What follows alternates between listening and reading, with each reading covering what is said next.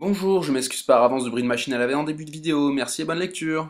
Yo, bonjour à tous, bienvenue dans cette troisième préface de la Coupe du Monde. Aujourd'hui, on va aborder le groupe qui nous intéresse particulièrement, France, Australie, Pérou, Danemark. On a encore une fois eu de la chance au tirage, on va essayer d'en profiter au maximum. On va aborder le sujet tout de suite, bienvenue dans le Ballon d'Or, c'est parti.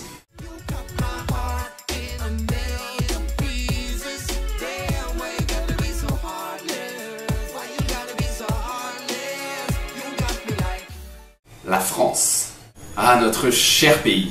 On l'aime, on ne le quitte pas et on ne le fera jamais. La France est enfin redevenue une place forte dans le football mondial. Après les catastrophes non naturelles qui ont suivi post-Coupe du Monde 2006, Hugo Lloris et les siens ont enfin replacé la France sur l'échiquier de notre sport favori. Le gardien et capitaine de l'équipe de France et les siens vont essayer de nous accrocher une deuxième étoile sur le maillot d'où nous sommes passés très proches il y a maintenant 12 ans. Pas trop de suspense pour désigner un joueur à suivre. Kylian Mbappé attire les foules, comme peu de joueurs de son âge l'ont fait avant lui.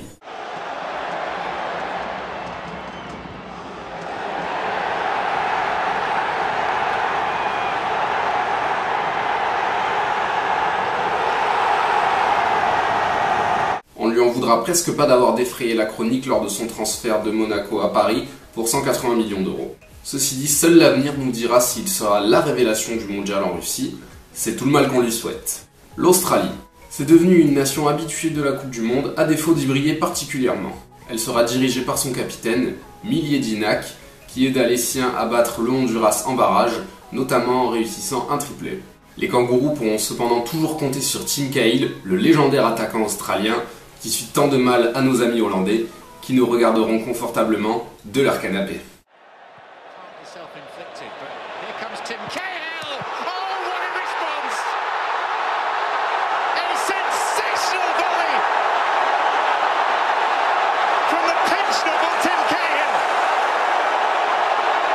Le Pérou. Après 36 ans d'absence en Coupe du Monde, le Pérou va enfin faire son retour. Nous avons mentionné Tim Cahill pour l'Australie, c'est impossible de ne pas mentionner Paolo Guerrero pour les Péruviens. Une seule question reste pendue sur toutes leurs lèvres, parviendra-t-il à se faire blanchir dans l'affaire de cocaïne dans laquelle il est impliqué, lui permettant de pouvoir se faire sélectionner pour participer au mondial.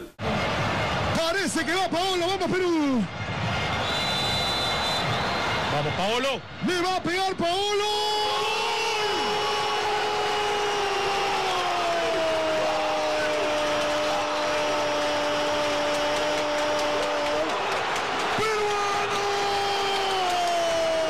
Je vous répondrai bien que oui, mais la vidéo sera tournée avant que l'affaire soit jugée, donc wait and see. Le Pérou pourra toujours se consoler étant donné que les clés de l'attaque seront confiées à Jefferson Farfan, la flèche du Lokomotiv Moscou. Et enfin, le Danemark. Les Danois vont retrouver les Français qu'ils avaient déjà affrontés en poule lors de la Coupe du Monde 98 et en 2002. Ces deux confrontations ne doivent d'ailleurs certainement pas être les meilleurs souvenirs de Zinedine Zidane, suspendu pour le premier match et blessé pour le deuxième. Une sélection à ne surtout pas sous-estimer étant donné qu'on retrouve beaucoup de joueurs de talent, avec entre autres Kasper Schmeichel, le fils du légendaire gardien Peter, Michael Crondelli, Simon Kjær et surtout Christian Eriksen, le génie de Tottenham. Has taken it away from Ward. Now Jorgensen back to Poulsen. Eriksen lurking ominously. They've worked away to Christian Eriksen. Will be played and may well be taken here by Sisto, who pops it up to Christian Eriksen. Character. There's Jorgensen looking for Cornelius. So that's on a play for Eriksen.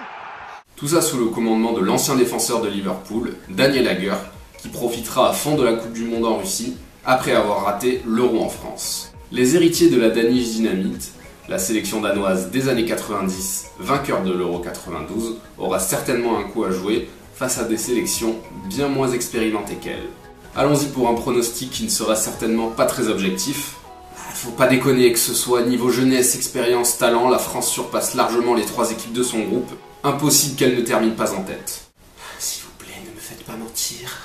Le Danemark devrait certainement finir deuxième, armé de certitude et d'un ADN mondial que les deux autres équipes, que sont l'Australie et le Pérou, n'ont pas. C'est pour ça que je vois le Danemark finir deuxième, derrière les futurs champions du monde. On peut toujours rêver. Voilà, cette vidéo est terminée, c'est la troisième, j'espère que ça vous a plu. En attendant une prochaine vidéo, je vous dis à la prochaine et allez les bleus. Ciao.